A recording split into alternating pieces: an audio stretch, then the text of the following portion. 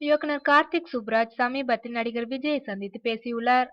இருவரின் சந்திப்பை வைத்து பார்க்கும்போது அநேகமாக விஜயின் 60வது படத்தை கார்த்திக் சுப்புராஜ் இயக்கலாம் என்று எதிர்பார்க்கப்படுகிறது. தமிழ் சினிமாவின் கவனிக்கத்தக்க இயக்குனர்களில் ஒருவர் கார்த்திக் சுப்புராஜ்.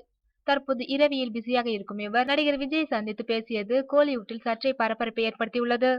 விஜய் நடிக்கும் 60வது படத்தை இயக்க முன்னணி இயக்குனர்கள் பலரும் தவம் இருக்கும் நிலையில் கார்த்திக் சுப்புராஜை சந்தித்து விஜய் பேசியதும் விஜயின் அடுத்த இயக்குனர் கார்த்திக் சுப்புராஜ் தான் என்று வதந்திகள் வேகமாக உலா வர ஆரம்பித்திருக்கின்றன.